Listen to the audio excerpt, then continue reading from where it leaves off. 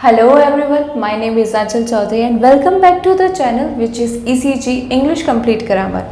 आज हम सीखेंगे do, does, did का यूज़ अफर्मेटिव यानी कि पॉजिटिव सेंटेंसेस में as helping verb. As helping verb जिसको ऑक्सिलरी वर्ब भी बोलते हैं, इसमें do, does, did का यूज़ इन सेंटेंसेस में होता है और आज हम इन्हीं पॉइंट्स को डिस्कस करने वाले हैं। नेगेटिव और इंटेरोगेटिव सेंटेंसेस में helping verb do, does, did के यूज़ को डीपली नहीं बताया गया है बिकॉज ये आप प्रेजेंट इंडेफिनिट और पास्ट इंडेफिनिट की क्लासेस में पढ़ चुके हैं। सो जिनको पहले से पता था उनका टाइम वेस्ट नहीं करना था, तो हम यहाँ बाकी के 4 पॉइंट्स को डीपली डिस्कस करेंगे। स्टार्ट करने से पहले एक बात पर ध्यान दें कि डू और डज का यूज़ प्रेजेंट इंडेफिनिट टेंस में होता है और डिड का यूज़ पास्ट इंडेफिनिट टेंस में। सो जहाँ पर भी डिड का यूज़ होगा वो पास्ट इंडेफिनिट टेंस के लिए किया जाएगा। नेगेटिव सेंटेंसेस, नकारात्मक वाक्य, प्रेजेंट इंडेफिनिट टेंस में नेगेटिव सेंटेंसेस का स्ट्रक्चर होता है सब्जेक्ट, इसके साथ डोंट या डजंट का use according to the subject होगा। वर्ब की first form object. For example I play, मैं खेलता हूँ, ये एक पॉजिटिव सेंटेंस है। इसका नेगेटिव होगा आई डोंट प्ले, मैं नहीं खेलता। और ही प्लेज, वह खेलता है, का नेगेटिव होगा ही डजंट प्ले, वह नहीं खेलता। इसी तरह पास्ट इंडेफिनिट का स्ट्रक्चर होगा subject didn't with all subjects, सभी सब्जेक्ट्स के साथ डिडंट का यूज़ होता है। वर्ब की फर्स्ट फॉर्म, ध्यान रखिएगा यहाँ पर वर्ब की फर्स्ट फॉर्म का यूज़ होता है, उसके बाद object. For example I told him, मैंने उसे बताया, का नेगेटिव होगा आई डिडंट टेल हिम, मैंने उसे नहीं बताया। यहाँ डू, डज और डिड का यूज़ सेंटेंस को नेगेटिव बनाने के लिए किया गया है, डोंट, डजंट और डिडंट के रूप में। सेकेंड इसमें आता है इंटेरोगेटिव सेंटेंसेस, प्रश्नात्मक वाक्य। इन सेंटेंसेस में क्वेश्चन पूछने के लिए सेंटेंस के स्टार्टिंग में helping verb do, does, did का यूज़ होगा। इसमें प्रेजेंट इंडेफिनिट का स्ट्रक्चर है, डू या डज का यूज़ सब्जेक्ट के अकॉर्डिंग होगा, देन सब्जेक्ट, वर्ब की first form, object, question mark. For example do you know me, क्या तुम मुझे जानते हो। इसी तरीके से नेगेटिव इंटेरोगेटिव बनाने के लिए यूज़ होगा डोंट यू नो मी, क्या तुम मुझे नहीं जानते। नेक्स्ट पास्ट इंडेफिनिट टेंस का स्ट्रक्चर है डिड, सभी सब्जेक्ट्स के साथ डिड का यूज़ होगा, सब्जेक्ट, वर्ब की first form, object, question mark. For example did you know me, क्या तुम मुझे जानते थे। नेगेटिव इंटेरोगेटिव बनाने के लिए डिडंट यू नो मी, क्या तुम मुझे नहीं जानते थे। चलिए अब नेक्स्ट देख लेते हैं। नेक्स्ट है क्वेश्चंस आस्क इन शॉर्ट या फिर शॉर्ट क्वेश्चन भी इनको बोलते हैं। अब यहाँ से थोड़ा इंपॉर्टेंट पार्ट स्टार्ट होता है। जब दिए गए जवाब को कंफर्म यानी पक्का करने के लिए सवाल पूछा जाता है, इसको शॉर्ट क्वेश्चन कहते हैं। फॉर एग्जाम्पल आपसे कोई कह दे कि He met Salman Khan that day, वह उस दिन सलमान खान से मिला, और आपको मतलब यकीन ही नहीं हुआ बंदे की बात पर, आपने कंफर्म करने के लिए उससे पूछ लिया डिड ही, क्या वह, या आप अपनी शुद्ध देसी भाषा का यूज़ करके बोल सकते हैं क्या वो। नेक्स्ट एग्जाम्पल है आई प्ले गिटार, मैं गिटार बजाता हूँ। तो इसमें आपका कंफर्म करने के लिए शॉर्ट क्वेश्चन क्या होगा, डू यू, क्या तुम, या फिर आप एक वर्ड में भी इसको खत्म कर सकते हैं, क्या बोल के, तुम। नेक्स्ट है आंसर्स गिव इन शॉर्ट या शॉर्ट आंसर्स, जब उत्तर शॉर्ट में दिए जाते हैं, पूछी गई बात की हामी भरने या नकार देने के लिए यूज होता है। For example do you like her, क्या तुम उसे पसंद करती हो। अगर बात वैसी है तो बोलना है यस आई डू, हाँ मैं करती हूँ। अगर नकारना हो तो नो आई डोंट, नहीं मैं नहीं करती। डिड ही लाइक हर, क्या वह उसे पसंद करता था? अगर हामी भरनी हो तो यस ही डिड, हाँ वह करता था। अगर नकारना हो तो नो ही डिडंट, नहीं वह नहीं करता था। नेक्स्ट है कंट्रास्ट, विपरीतता, भेद दिखाने के लिए यूज होता है। अगर आप कहीं शॉपिंग पर गए और आपके सामने दो चीज़ें हैं जिनमें से आपको एक पसंद है और दूसरी पसंद नहीं है, सो आप कैसे बोलोगे? I don't like this but I do like this. मुझे ये पसंद नहीं लेकिन मुझे ये पसंद है। अब आई ना काम की चीज़। अभी तक आपने क्या देखा कि helping verb do does did का यूज़ नेगेटिव और इंटरोगेटिव सेंटेंसेस में और शॉर्ट आंसर्स में हेल्पिंग वर्ब की तरह हुआ है। अब यहाँ लॉन्ग आंसर्स हैं, पॉजिटिव सेंटेंस हैं, इनमें डू डज डिड का यूज़ हो रहा है। अपनी शॉपिंग की बात को कंटिन्यू करते हैं। I didn't want this dress but I did want that dress. मुझे यह ड्रेस नहीं चाहिए थी, मुझे वो ड्रेस चाहिए थी। एक और एग्जाम्पल देख लेते हैं। जो सपोज आपने एग्ज़ाम के लिए कुछ चीज़ प्रिपेयर करी थी, वो नहीं आई और दूसरी चीज़ आ गई है। सो आप अपने फ्रेंड से डिस्कस कर रहे हो उस पेपर के बारे में। आप क्या बोलोगे? I didn't prepare this topic but I did prepare this topic. मैंने ये टॉपिक तैयार नहीं किया था, बल्कि ये टॉपिक तैयार किया था। तो यहाँ आपने दो चीज़ों के बीच में विपरीतता, कंट्रास्ट, भेद देखा। और इन सेंटेंसेस के हाफ पार्ट में आपने गौर किया होगा, क्या है? I do like this, I did want that dress, I did prepare this topic. इनको आपने नॉन नेगेटिव, नॉन इंटेरोगेटिव के रूप में देखा है। नेक्स्ट है टू एम्फसाइज। ये एम्फेटिक सेंटेंसेस के अंडर आता है, मोस्ट इम्पॉर्टेंट है। असली खिलाड़ी यही है।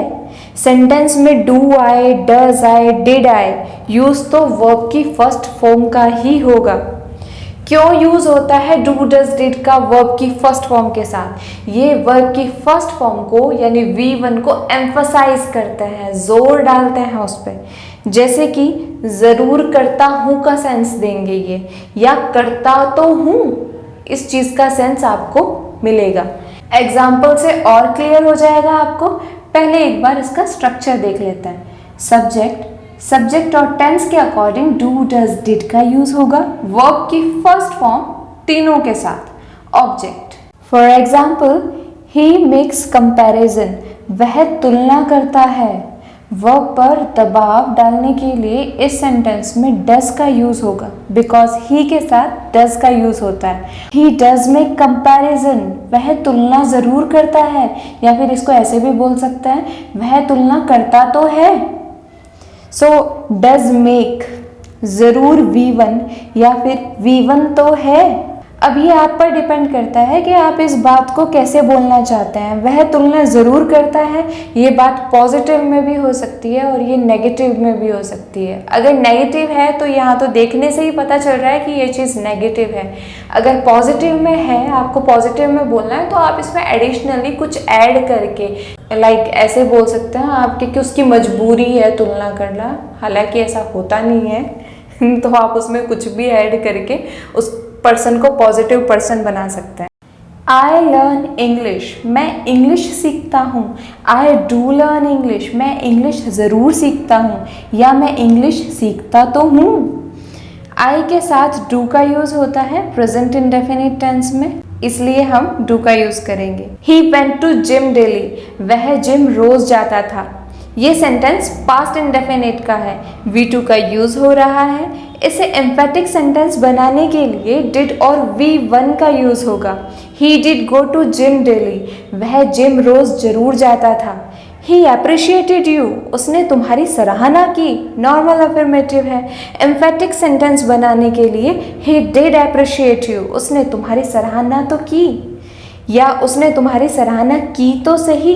पास्ट इंडेफिनिट में एम्फेटिक सेंटेंस में सराहना जरूर की, सराहना तो की, इनके साथ में सराहना की तो सही भी बोल सकते हैं, यानी कि यहाँ पर काम किया तो सही का सेंस भी आता है। नेक्स्ट एम्फेटिक सेंटेंसेस में आते हैं पोजीशन यानी अधिकार।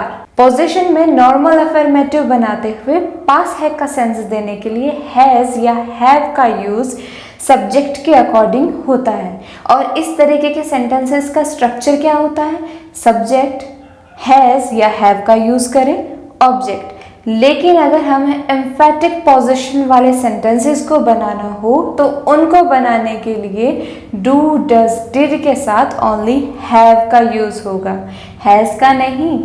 है तो या है तो सही का सेंस देने के लिए क्या होगा इनका structure, subject do does did, इनके साथ हैव, ऑब्जेक्ट। इनमें वर्ब नहीं है, पोजीशन होता है। For example, I have a car, मेरे पास एक कार है।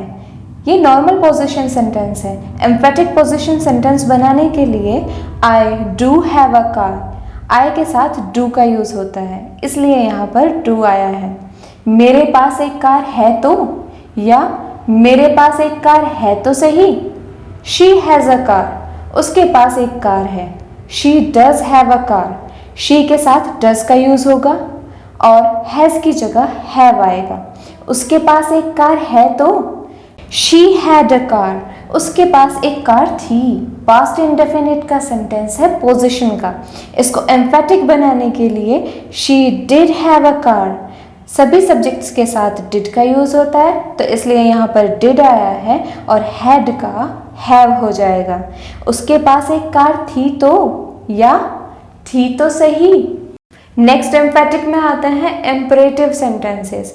इम्परेटिव सेंटेंसेस वो सेंटेंसेस होते हैं जिनमें रिक्वेस्ट या ऑर्डर दिया जाता है। ये सेंटेंसेस ज़रूर का सेंस देते हैं। इम्परेटिव सेंटेंसेस के बारे में हम डिटेल में आने वाले क्लासेस में पढ़ेंगे, पर यहाँ हम helping verb do does did की बात कर रहे हैं, तो हम अपना पूरा फोकस इन्हीं के ऊपर रखेंगे। इन सेंटेंसेस में केवल डू का यूज़ होता है, डज और डिड का यूज़ नहीं होगा। इनका स्ट्रक्चर देख लेते हैं। सब्जेक्ट डू, वर्ब की फर्स्ट फॉर्म ऑब्जेक्ट।